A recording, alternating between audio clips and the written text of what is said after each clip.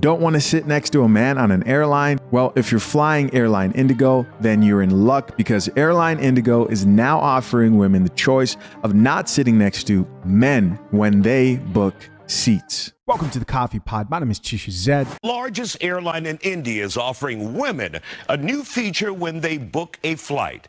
Passengers can see where other women are sitting, allowing them the option to not sit next to a man if you don't want to. Travel expert Deidre Mathis from Wander Stay, and of course, our travel expert, she joins us now to talk about this topic. Well, always glad to be here, Isaiah. And when I saw this, I have to say, I got kind of excited. I have been on many planes and sat next to a man who had maybe a natural stance that was wide. So his shoulders stood out wider, his legs stood out wider. So it made for a very uncomfortable sit. So when I saw this, the first thing I thought was, wow, this might be a thing. Because I'm sure there's many other women that have been in that same situation as me. You get on the flight, you get on your aisle, and you see that maybe you're the only woman or you're in the middle and you're crouched between two men. The space can get kind of tight. This is really interesting to me because I'm curious to know if this conversation is going to move into, okay, this is happening in India due to other issues they have going on as well. But I think this is also some type of like feminist agenda type thing too. But I'm curious if I'm going to hear him talk about, oh, we need to bring this to the US as well. Let's keep listening. So that's the first thing I thought of, and I was really excited to see that. And then also, if you're flying a long international flight, we don't know people's religions, we don't know their backgrounds. It may be very uncomfortable to sit next to the opposite sex for a 6, 7, 8-hour flight. So anytime you give people a choice, I think that is a great thing, and I think there's no harm in this. And of course, I was wondering, well, how do you know who's sitting next to you? But they color code the seats, and it's a pink seat for women. Yes. Again, I mean, as a traveler, so I travel probably 15 to 20 times per year, taking all these different flights.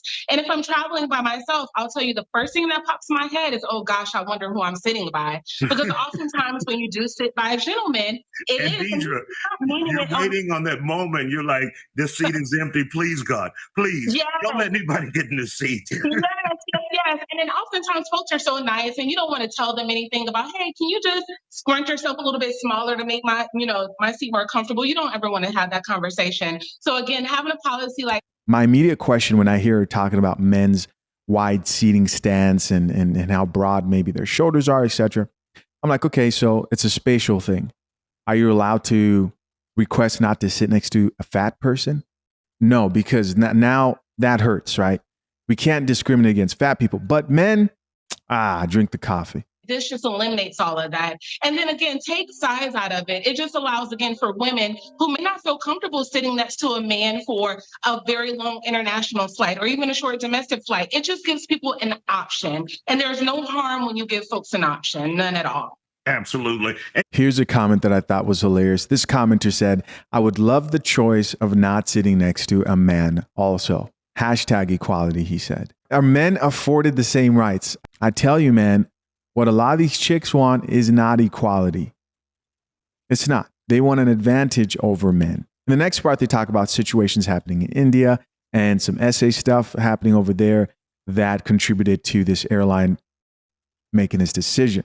You've lived in India for 4 months, and there's been a problem there, or in some areas where women have been victimized by men and no one stopped it or said anything. And of course, that can happen in any country, Right. but you hear it in the news where like a woman was ganged by a bunch of men in India and no one did Right. anything.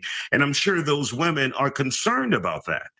Exactly. So again, not knowing people's background, and yes, living in India for 4 months, was just an amazing experience, and I learned so much.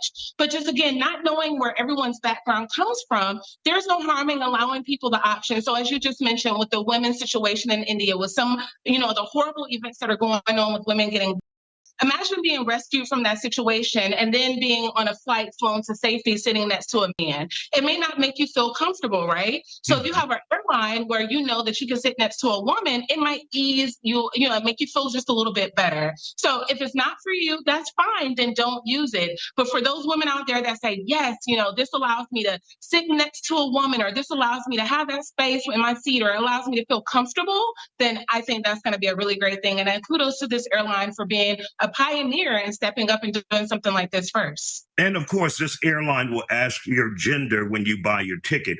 Do you think something like this could fly in America? Absolutely not. Absolutely not. I don't think we're quite ready for that yet. No, I don't think so. How are we going to be ready for something like that if we can't even agree on what a woman even is?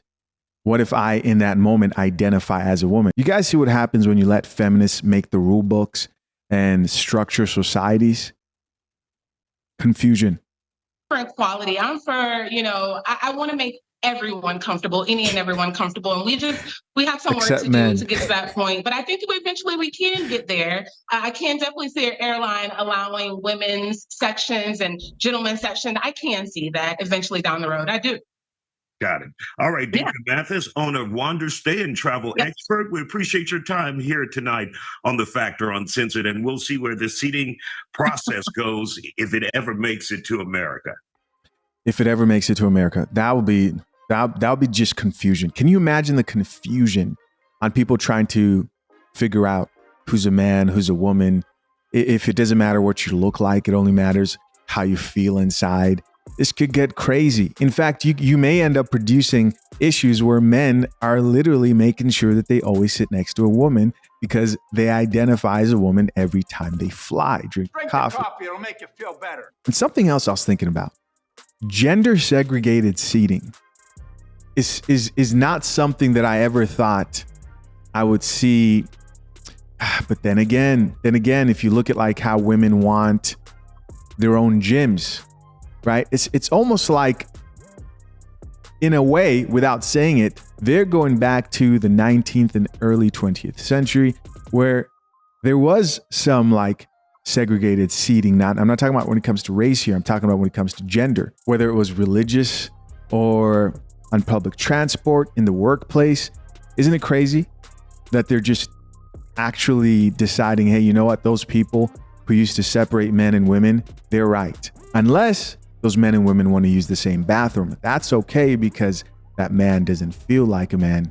He identifies as a woman. Just a crazy world.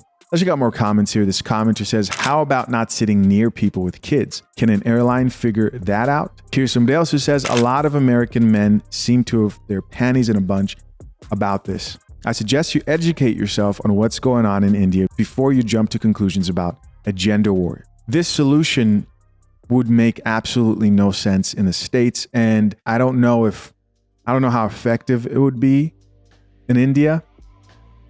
I guess we just have to wait and see. But all this proves is we live in the most entitled, spoiled generation in existence. Everybody wants special treatment. Everybody doesn't want to be offended. Everybody wants to make sure they control their environment and can't experience any level of discomfort. And people wonder why they're so miserable, when they don't know that it's the discomfort that actually builds character, resilience, strengthens your mental state. And you need that in life. Somebody else here added, the fact that this is even a thing is sad. Well, yes, no one wants the essay situations. That's definitely sad. When I talk about entitlement, I'm talking about people considering bringing this to the US. For what? Maybe you guys think it's needed? Comment down below, I'm curious. Here's somebody else who added, there is a high rate of essay on airplanes, and since most people can't see while you're in the seat and you're not on land, the laws around it are hard to actually convict the people who did it. Of course, all men aren't doing this, but this is an attempt to help lower the rate. Listen, of course, I'm curious to know, what do you guys think? Leave your comments and thoughts down below. I appreciate you all for checking out yet another episode of The Coffee Pot. Till next time, I'm out. Peace.